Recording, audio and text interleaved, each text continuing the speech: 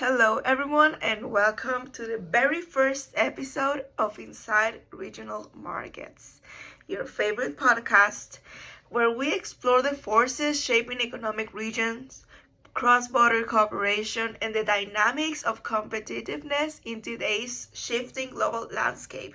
I'm your host, Christina, and I will be your host. And I'm so excited to finally kick off this 4-part series where we'll break down part by part and step by step how regions position themselves, grow, and compete on a global scale. Okay, so in today's episodes, we'll start with the foundation, with the basics of the whole episodes, and it's what makes a region competitive. This seems like a simple question, but the answer is surprisingly layered. Regional competitiveness isn't just about having money or natural resources or talent. It's about how well a region uses what it has and how well it adapts to change. Of course, when we're thinking about a new market or we want to start a new market, we must think about the resources we have. For example, natural resources, economic resources. But it's not just about that. Of course, we need to think in long term. How much time do I have to make the resources grow? But that will be talked about in the next minutes. So let's dive in. Okay, so let's start with this kind of difficult word for me, competitiveness. It is more than an economic buzzword because this word is all the time gets thrown around in business reports, economic plans, political speeches. But what does it really mean, and do they use it correctly? Okay, at its core, competitiveness refers to a region's ability to create value. That's it. It's very simple to define it, but of course it has its different aspects. Okay, that means that producing goods and services efficiently, it's one of the basics and more common and of course important use that we can give to the competitiveness. Attracting investment, generating innovation, and of course improving life for the residents. A competitive region can respond to shocks, recover from crisis, and transition into new industries as old ones fade. Of course, we don't want any market to die or to start losing what it was created for, but it's a cycle. Economic life, it's a cycle, a very difficult and large one. But it's important to emphasize something early on before we talk more about the regions. That competitiveness, it is not a race to the bottom. It's not about the cheapest labor or the lowest taxes. Those strategies may work in the short term in the beginning, but they rarely create long-term prosperity. Instead, competitiveness is about resilience, adaptability, and of course the ability to collaborate. Because yes, it may work at first that we have lower prices and people are attracted to that, but that way the market, it's not gonna last and it's gonna fall real hard. Okay, now we also have the human factor skills. For example, the innovation. Let's start with what is arguably the most elemental and important element, people.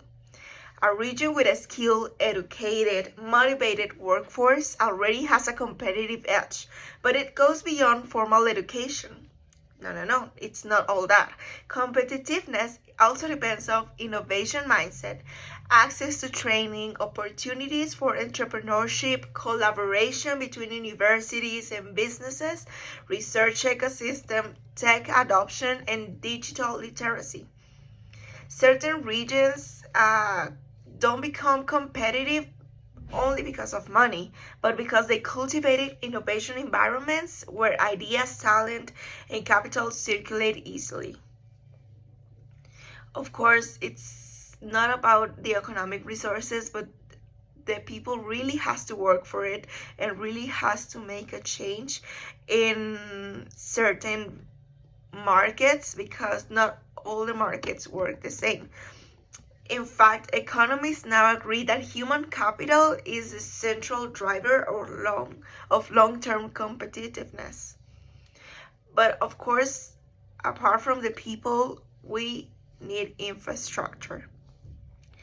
It's not rarely mentioned, but I don't think that infrastructure is given the importance that it has.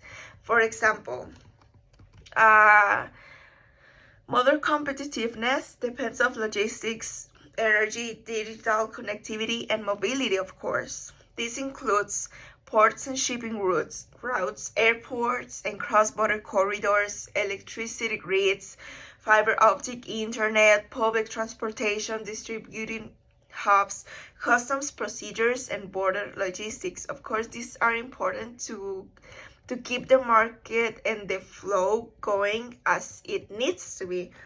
And let's think about it this way. A factory isn't competitive if its ports are slow. A tech hub isn't competitive without reliable energy, and a region isn't competitive if goods get stuck at borders. Infrastructure becomes even more important when we talk about regional markets, because coordination across borders, it may be physical or administrative, is essential for reducing friction. One very important element is also geography and proximity. It may be a perfect or imperfect advantage, but we sometimes forget how much location shapes competitiveness. Regions that are geographically close tend to develop shared supply chains, complementary industries, cross-border employment flows, integrated transport networks, stronger cultural and commercial relations. Proximity reduces transportation costs, first of all, increases specialization, and builds economic interdependence. This is one of the reasons why the European Union functions as a unified production zone. North America has deeply integrated manufacturing. The Asian has strong regional value chains, and of course, East Africa is building cross-border transport networks.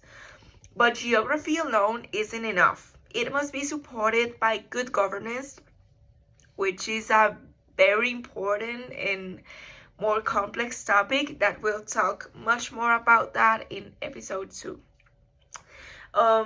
Another important element are the institution and stability. It's like the invisible infrastructure. It is considered another pillar of competitiveness. By institution, of course, we mean regulatory frameworks, trade agreements, investment rules, judicial system, transparency mechanism, anti-corruption efforts, which is, for me, one of the most important, and of course, long-term economic planning, because you need a plan to start a market. You can just throw money away and hope that it comes back if you don't have a certain long-term planning. It's really important. Even the best economic political potential can be wasted without institutional stability. Businesses about areas with unpredictable rules. Investors stay away from regions where regulations change overnight, and consumers lose trust when institutions fail to deliver. That's why a strong institutional environment creates confidence, and confidence is the currency of competitiveness. If if your clients don't trust you and don't have confidence in what you're selling, in your regulations, it won't work. You have to build this confidence between market and of course clients. Then we have innovation ecosystems.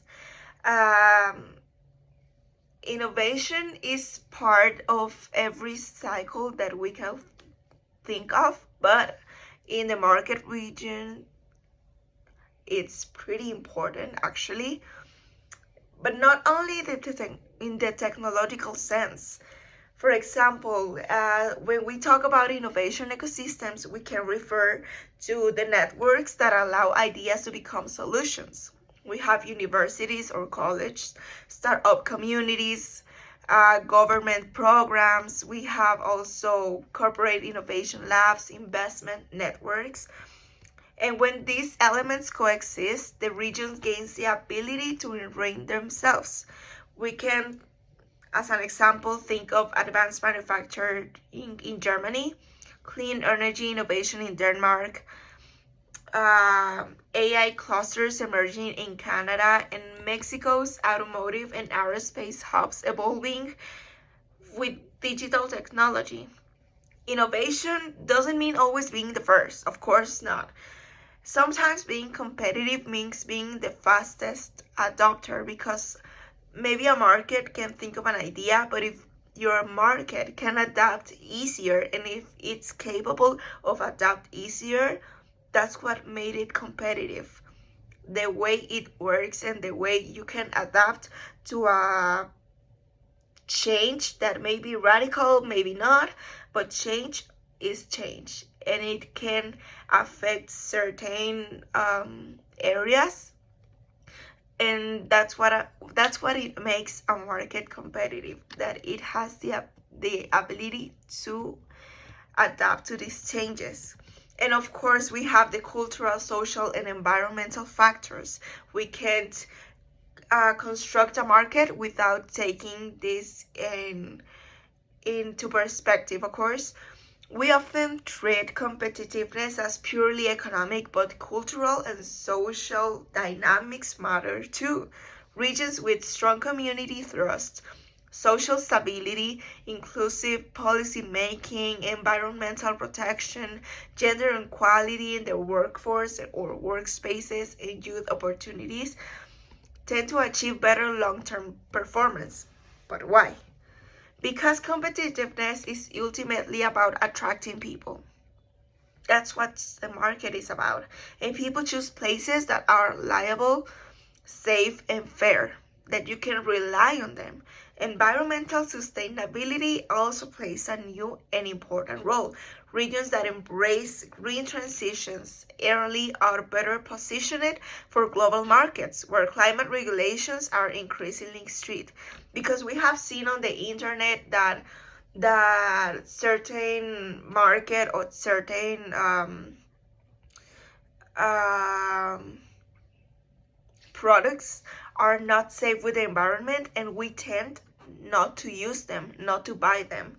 That's what it makes a market, a green market, not special, but a bit better than the other ones.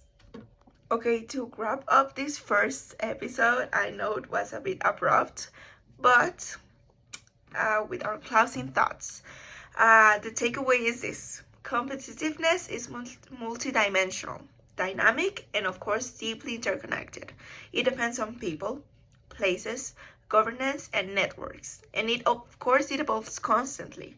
And so most region and the market needs to be like a balance, and they need to be balanced to keep the flow going. Of course, that we'll have episode 2, and this episode we will dive deeper into one of the most powerful and misunderstood elements of regional competitiveness: governance and cooperation. We'll find out next time. Thank you for listening, and we'll see you in episode 2.